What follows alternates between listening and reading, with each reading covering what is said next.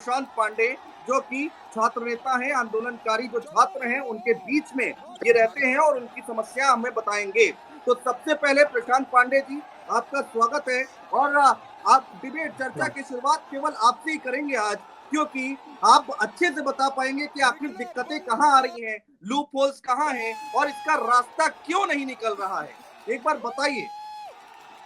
देखिए, ऐसा है कि छात्रों की बड़ी सीधी और सटीक मांग थी कि लोक सेवा आयोग ने अभी इसी फरवरी में 11 फरवरी को समीक्षा अधिकारी, सहायक समीक्षा अधिकारी की परीक्षा कराई, जिसका पेपर इस तरीके से बिका जैसे सब्जी मंडी में धनिया बिकती है। उसके बाद छात्रों के व्यापक आंदोलन के बाद वो परीक्षा निरस्त की गई। आज जब दोबारा उसी परीक्षा का डेट, पुनर्परीक्षा का डेट घोषित होता है, तो आयोग कहती है इस परीक्षा को हम 3 पार्ट में कराएंगे, 2-2, 3-3, 4-4 लाख बच्चों की, और उसके बाद उसका हम नॉर्मलाइजेशन करेंगे और उसके बाद नॉर्मलाइजेशन के बाद हम मार्क्स जारी करेंगे। अब हम लोगों की आपत्ति ये है कि जब परीक्षा अभी तक होती थी, एक शिफ्ट में होती थी। पीसीएस की परीक्षा में इस बार 5,70,000 के आसपास बच्चे हैं। इससे पहले इतने बच्चे और होते थे, एक दिन में परीक्षा होती थी। आयोग अपनी अकर्मण्यता, नाकामी कहिए या अपनी गलतियों को छिपाने के लिए कहिए, बच्चों को बलि का बकरा बनाने की कोशिश कर रही है। साथ में आयोग की मंशा यह है कि छात्र अपनी योग्यता से नहीं बल्कि आयोग के रहमो करम पे चयनित हो। आयोग चाहता है कि छात्र के पढ़ाई और उसकी योग्यता, मेधा से कोई मतलब नहीं, वो जिसको चाहे उसको अपने आधार पे चयन करे, क्योंकि आयोग के ऊपर छात्रों का विश्वास पूर्णतः समाप्त हो चुका है। आपको पता होगा कि अभी हाल ही में पीसीएसजे की कॉपी बदली गई थी। मामला जब कोर्ट में गया, कोर्ट ने उस छात्र की कॉपी मंगाई। मैंने व्यक्तिगत राजभवन में इसकी कंप्लेन की। जब राजभवन से मांगी गई जवाब, तो इन्होंने कहा ठीक है, मैं सारे बच्चों की कॉपी दिखा रहा हूं। पता चला 50 बच्चों की कॉपी बदल गई। जे जैसी परीक्षा जहां 100-150 का रिजल्ट ही होता, 100-150 जूनियर डिवीजन के जज होते, वहां 50 लोगों की कॉपी बदली गई। आयोग की शुचिता, विश्वसनीयता सब ध्वस्त हो चुकी है। अब इनके पास कोई रास्ता नहीं था अपने लोगों को चयन करने का, भ्रष्टाचार करने का, तो इन्होंने एक नया दरवाजा खोलने की कोशिश की। जिस प्रकार से ये लेके आए कि हम नॉर्मलाइजेशन करेंगे, परसेंटाइल में मार्क्स जारी करेंगे, यह पूरी तरीके से एक सिंडिकेट खड़ा करने का, भ्रष्टाचार करने का, इसी पे हम लोगों की आपत्ति है। इस प्रकार के भ्रष्टाचार को स्वीकार नहीं करेंगे। एक लंबी लड़ाई के बाद हम लोगों ने स्केलिंग समाप्त कराया, मॉडरेशन समाप्त कराया, अब उसी को दूसरा चोला पहना के ला रहे हैं। छात्रों की बड़ी सीधी मांग है, एक लाइन की मांग है कि आप परीक्षा एक बार में सभी छात्रों की एक साथ कराइए। हमको बस इतना चाहिए। मुझे मुझे प्रशांत जी जरा एक सीधे सरल शब्दों में समझाइए कि जो आप कह रहे हैं कि भ्रष्टाचार की विंडो खोल रही है यहाँ पर सरकार या आयोग खोल रहा है, तो वो कैसे कैसे भ्रष्टाचार होगा, कैसे वो पैसे का लेन देन हो सकता है, जरा एक बार समझाइए एक बार। सर मैं आपको बताता हूं, हम लोग 2013 से आंदोलनरत है। आपको पता है कि लोक सेवा आयोग की सीबीआई जांच हो रही है। 584 भर्तियां उसमें हैं भ्रष्टाचार के मामले में, जिनकी शिकायत हो रही है, हुई थी, और जिनकी जांच अभी चल रही है। हजारों करोड़ का घोटाला हुआ था, लेकिन आज भी वो 8 साल से जांच चल रही। वही दोहराने की कोशिश है। आप जब कहते हैं कि हम नॉर्मलाइजेशन करेंगे और मार्क्स परसेंटाइल में देंगे, किसी भी छात्र का आप मार्क्स बढ़ा देंगे, कहेंगे नॉर्मलाइजेशन में इसका मार्क्स बढ़ गया, इसका पेपर टफ था इसलिए बढ़ गया, और किसी का आप घटा देंगे, कहेंगे इसका पेपर इजी था इसलिए इसका घटा के नॉर्मलाइजेशन कर दिया। इसके रास्ते से अपने चहेतों का चयन होगा। दूसरी आपत्ति है, आयोग किस आधार पर करेगा? जो आयोग 150 क्वेश्चन सही नहीं बनाता, हर बार 10 क्वेश्चन, 12 क्वेश्चन, 15 क्वेश्चन आयोग गलत बनाता है। किसी शिफ्ट में 15 क्वेश्चन गलत बना दिया आपने, किसी शिफ्ट में 10 क्वेश्चन गलत बनाया, किसी में 5 क्वेश्चन गलत बनाया, फिर किस आधार पर समानता रह जाएगी?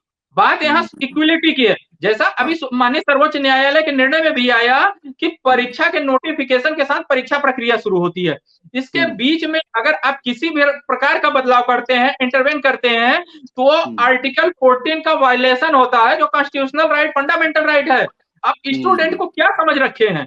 हम पिछले 4 दिनों से बैठे हुए हैं, रात दिन छात्र बिना खाए बैठे हैं। अभी आपको मैं बताता हूं, परसों शाम को फोर्स मेरे पैतृक आवास पे भेज दिया गया, जहां मैं 15 सालों से नहीं रहता। मैं इलाहाबाद विश्वविद्यालय 2006 में आया, तब से वहां नहीं रहता। मेरे घर पे फोर्स भेज के धमकाया जा रहा था कि आपके बेटे को आंदोलन करेगा, जिंदगी बर्बाद कर देंगे, आप लोगों की जिंदगी बर्बाद कर देंगे। धमकी दी जा रही है। आप कल की मीडिया की खबरें उठा के देख लीजिए। मुझको लगातार फोन करके धमकी दी जा रही, फोन ट्रैप किए जा रहे हैं। क्या हम अपराधी हैं, आतंकी हैं? जिस तरीके से सुबह 6:30 बजे आंदोलनकारी बच्चों को उठाया गया, आंदोलन का नेतृत्व करने वाले बच्चों को उठाया गया, आप सबने देखा, पूरा प्रदेश देख रहा है, पूरा देश देख रहा है। घसीट के जिस तरीके से ले जाया गया, क्या वो मजारिया हिस्ट्री सीटर था? वो एक आंदोलनकारी एक विद्यार्थी है, आप में मानवता है, उसके फंडामेंटल। बेटियों के साथ बर्बरता की गई, सुबह बदतमीजी की गई है, इस मामले को हम लोग स्वीकार नहीं करेंगे। हम जल्दी पिटीशन मानवाधिकार आयोग और महिला आयोग में लेके जा रहे हैं, और आज शाम तक जिन छात्रों को सरकार द्वारा भेजे गए प्राइवेट गुंडों द्वारा उठाया गया है, अगर नहीं वापस आते धरना स्थल पे, तो माननीय उच्च न्यायालय में रिट पिटीशन लेके मैं जा रहा हूं। प्रशांत पांडे जी, जल्दी से जरा आप बताइए, आप लोगों की कोई बातचीत हुई है? अभी मीटिंग के बारे में आपको कुछ खबर मिल पा रही है कि मीटिंग में कौन कौन लोग शामिल हैं? किसी तरह का कोई बीच का रास्ता निकलता दिखाई दे रहा है? मैं सीधे शब्दों में आपसे ये पूछ रहा हूँ। देखिए, ऐसा है, 3 दिनों से हम लोगों को यही बताई जा रही है, मीटिंग चल रही है, मीटिंग चल रही है। अभी मेरे पास भी आपके कार्यक्रम में आने से पहले फोन आया कि लखनऊ में मुख्यमंत्री जी मीटिंग ले रहे हैं और आयोग में अध्यक्ष की अध्यक्षता में मीटिंग चल रही है संजय श्री नेतृत्व। लेकिन पिछले 3 दिनों में हम लोगों के पास कोई ऐसा आया नहीं। जिला अधिकारी को भेज दिया जाता है कि जाइए आप छात्रों से बात करिए। जिला अधिकारी कौन सी अथॉरिटी होता है कि लोक सेवा आयोग के निर्णय लेने का? हम लोगों की यह डिमांड थी कि अध्यक्ष आ जाए, अध्यक्ष आके हमसे बात करें। तो जिला अधिकारी, पुलिस कमिश्नर और कमिश्नर को भेज के छात्रों पर दबाव डाला जाता है कि आप हमसे बात करिए। हम क्या उनसे बात करें? रेवेन्यू कलेक्शन करने आए हैं या यहाँ लॉ एंड ऑर्डर का इशू है? छात्र तो शांति से बैठे हुए हैं, छात्रों को केवल प्रताड़ित करने के लिए आए। लोक सेवा आयोग के अध्यक्ष आके हमसे बात करें, हम तो तैयार हैं। या सरकार के मुख्यमंत्री आए, चीफ सेक्रेटरी आए, वापस चले गए। तो डीएम बात करके आपसे क्या मिला? डीएम कोई अथॉरिटी वो तो नहीं है कि कोई डिसीजन मेकर है या फिर डिसीजन ले सकते हैं इस केस में? वो क्या बात करेंगे? जिलाधिकारी कौन सी बॉडी? हाँ, जिलाधिकारी कौन सी बॉडी होते हैं? लोक सेवा आयोग ऑटोनोमस बॉडी है, गवर्नर उसको डील करता है, तो फिर जिलाधिकारी का क्या वहां भूमिका? जिला अधिकारी से सुपीरियर अधिकारी तो आयोग का सचिव आईएएस होता है। तो इसलिए खबरें रोज आ रही है। कल रात तक हम लोगों को बताया गया 11 बजे तक थोड़ी देर में कुछ अच्छी खबर आ सकती है, आप लोग संयम रखिए, संयम रखिए। कोई खबर नहीं। आज भी सुबह से बताया जा रहा है कि मीटिंग चल रही है, यहाँ भी मीटिंग चल रही है, मुख्यमंत्री जी की भी मीटिंग चल रही है। हाँ, ये है, सत्ताधारी दल के लोग अपने बयान जारी कर रहे हैं, उनके प्रदेश अध्यक्ष अपने बयान जारी कर रहे हैं। जब सब हमारे साथ खड़े हैं तो फिर हमारी जायज मांग क्यों नहीं मानी जा रही है? हमारा सवाल सीधा सा है। और वो आयोग जो अब विश्वसनीय हो चुका है, जिसकी विश्वसनीयता तार तार हो चुकी है, कोई विश्वास नहीं करता, क्योंकि पारदर्शिता नाम की चीज नहीं है। पहले स्किल्ड नॉन स्किल्ड मार्क्स आते थे, सर को पता होगा। फिर इन्होंने जैसे विवाद खड़ा हुआ, बच्चों को पता चलने लगा कि स्केलिंग में उनके कितने मार्क्स, उसको हटा के केवल 1 मार्क्स जारी होता है, स्किल्ड मार्क्स। आज कैसे पता चलेगा कि रॉ मार्क्स स्टूडेंट का क्या था, नॉर्मलाइजेशन के बाद परसेंटाइल मार्क्स क्या है? ये तो सीधे दे देंगे इतना परसेंटाइल मार्क्स आपके हैं।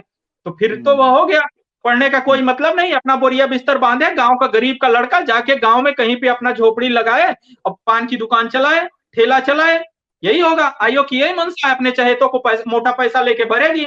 भ्रष्टाचार करने का उद्देश्य यही है, बड़े अमीर घरों के लोग आए। अच्छा प्रशांत पांडे जी, आप चूंकि वहां पर हैं, एक चीज और बताइए, लाठीचार्ज वगैरह हुआ है, ऐसी खबरें हैं, मारा गया है वहां छात्रों को, तो चोटें वोटे भी आई हैं क्या? कुछ लोग घायल हुए हैं क्या? पहले दिन हुआ था, आज सुबह के समय में छात्रों के ऊपर लाठी भाजी गई है। छात्रों को आंदोलन स्थल से आने के लिए चारों तरफ से बैरिकेटिंग 3 तरफ से किया गया। आयोग के तीनों तरफ से जो 3 सड़कें आती हैं, तीनों रोडों को ब्लॉक कर दिया गया था।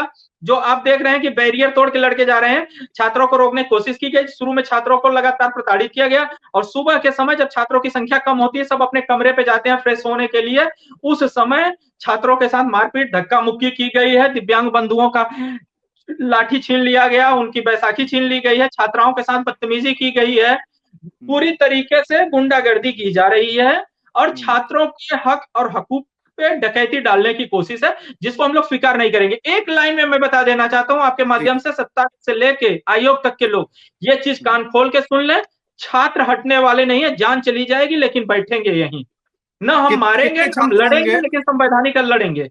कितने छात्र होंगे? उत्तर प्रदेश और उत्तर प्रदेश के बाहर से भी लोग आए हैं? बिल्कुल, दिल्ली से छात्र आए हैं, बिहार के जो छात्र प्रतियोगी छात्र हैं, एमपी के छात्र हैं। ये आंदोलन मैं ब्रीफ कर देता हूं, राष्ट्रव्यापी हो चुका है। दिल्ली में प्रदर्शन हो रहा है, लखनऊ का प्रदर्शन आपको पता है, जालौन, मेरठ, गोरखपुर, वाराणसी, कानपुर देहात, उरई, ऐसी जगहों पर लगातार छात्रों का प्रदर्शन शुरू हो चुका है, और ये अब धीरे धीरे राष्ट्रव्यापी आंदोलन का स्वरूप ले चुका है। सरकार को अगर अपनी प्यारी है कि जनता चाहती है कि बगावत न हो, तो सरकार को अविलंब न्याय करना चाहिए। छात्रों का न्यायपूर्ण मांग है। कोई हम जबरदस्ती नहीं कर रहे हैं कि जो आंदोलन कर रहे हैं उनको चयनित करके एसडीएम ही आप बना दीजिए। हम तो कह रहे हैं एक समान परीक्षा कराइए, हम योग्य होंगे तो हम जाएंगे, जो योग्य होगा वो जाएगा। मैं स्पेशल कोई ट्रीटमेंट तो मांग नहीं रहा हूं, या जो आंदोलन कर रहे हैं वो कोई स्पेशल ट्रीटमेंट मांग नहीं रहे हैं। उनका तो ये कहना है कि आप एक व्यवस्था करिए, आर्टिकल 14 का सम्मान करिए आप। बिल्कुल, आपको जाना है इसलिए मैं आपसे जल्दी जल्दी सवाल जवाब कर ले रहा हूँ। प्रशांत पांडे जी, अगर आप बीच का रास्ता नहीं निकला, मुख्यमंत्री मीटिंग ले रहे हैं उसमें भी कुछ रास्ता नहीं निकला, तो कैसे ये हल कैसे होगा? ऐसे तो फिर विकट समस्या पैदा हो जाएगी और ज्यादा दिक्कत पैदा हो जाएगी। देखिए ऐसा है कि हम लोग ये तय करके बैठे हैं कि किताब बच्चे, आपने देखा भी होगा, बच्चे अपनी किताब कॉपी लेके आ रहे हैं, वहीं बैठ रहे हैं, रात में पढ़ाई कर रहे हैं, दिन में जब समय मिलता है पढ़ेंगे। अपने हकों की लड़ाई है, लड़ेंगे, लगा जब तक निर्णय नहीं होगा लड़ेंगे। इसके अलावा आज शाम तक हम लोग और इंतजार करेंगे, नई रणनीति के साथ पूरे प्रदेश में एक ऐसा व्यापक आंदोलन खड़ा करेंगे कि देश में आज तक ऐसा कोई आंदोलन नहीं हुआ होगा। 72 के छात्र आंदोलन से बड़ा आंदोलन होगा, ये देख के रहे सरकार और सत्ता समय रहते चेत जाए।